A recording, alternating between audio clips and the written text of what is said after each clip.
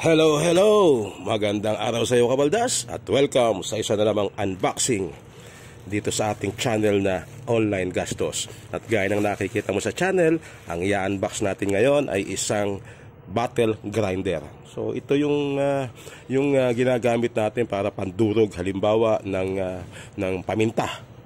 Kung gusto mong yung buong paminta madurog natin, pwede kang gumamit ito imbis na gumamit ka ng Almirez. Okay? So, buksan na natin. At pasensya na kung medyo maingay yung paligid dahil may dumadaan na tricycle. Alright? So, ito naman ganitong battle grinder na tinatawag, marami kang mabibilhan ito. Online, whether sa Lazada yan, sa Shopee, kung saan man yan. At ikaw na syempre yung pipili ng bibilhan mo. Oo nga pala, hindi natin nabanggit kagad. Itong battle grinder na ito ay 2 piraso. Ayan. Oops, ayaw niya mag-focus.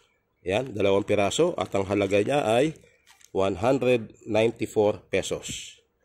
Ayan. Nakikita ba? Malabo na naman.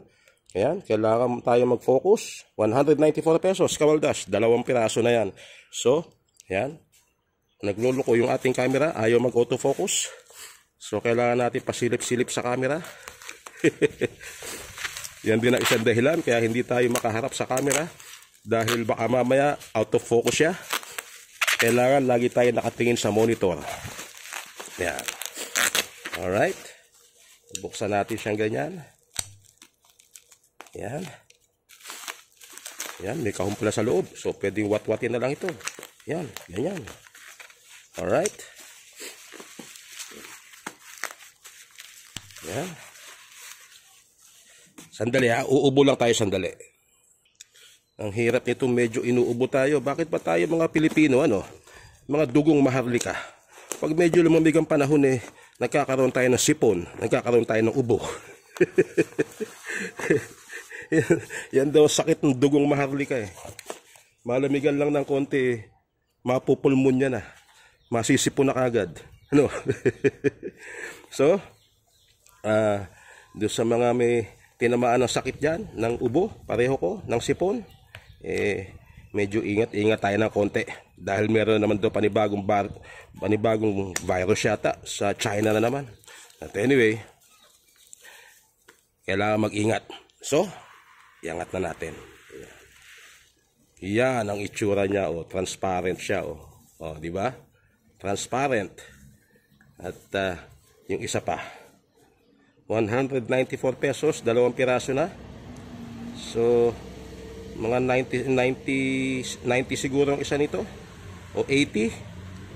Kasi may kasama pang shipping fee yan So, 194 pesos kasama na doon ang shipping fee. Yan. Buksan natin. Yan. 2 siya. Yan. Up, yan. Alright. Yan ang itsura niya. Yan. So, paano ba ang mekanismo nitong dalawa na ito? Pareho lang sila. Yan. Yan. Tanggalin natin itong mga kahon sa eksena. Yan. Alright. So, oops. Nalalaglag pa. Ayaw pang umano kagad.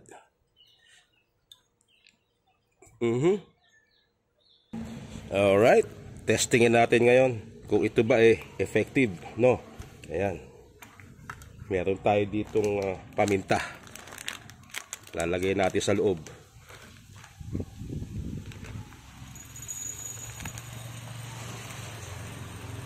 Lagay na natin lahat yung natitira. Mainam din kasi yung paminta natin may lalagyan na ganito. Kung gusto mo kumuha ng buo, pwede. Kung gusto mong durugin, pwede. Pero, dito malalaman natin kung ito ba effective. Yan. Sara natin ngayon. May pamintang buo na yan. And then, tanggalin natin to. Ito nga pala, ito yung manual rotor niya. Yan, Yan.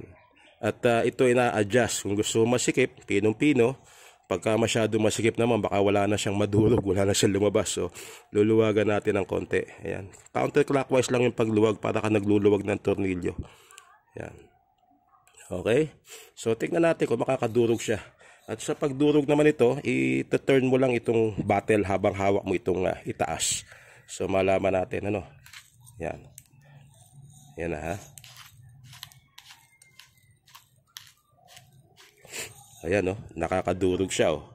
Nadudurog yung paminta. Oh. Oh, di ba? Yan. So, ito yung medyo malaki. So, dito naman tayo, higpitan natin ito. Tingnan natin. Yan.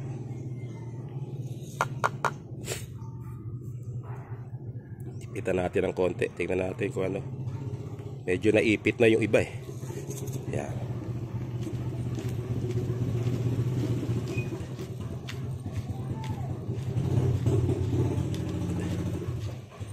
Ayan, oh. Nakakadurog siya, halos ganun kalaki pa rin.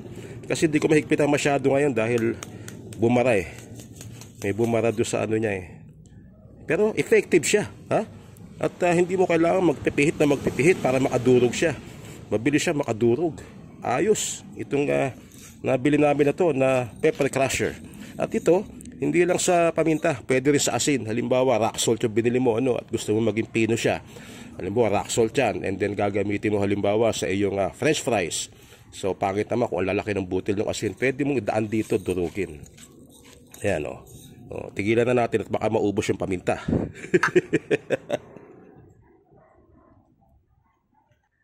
So, ayos itong nabili namin na pepper crusher.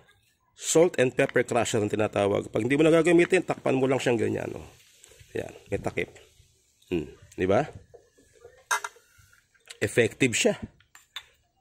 Alright. Pagka gusto mo bumili nito, Kawaldas, marami nito online.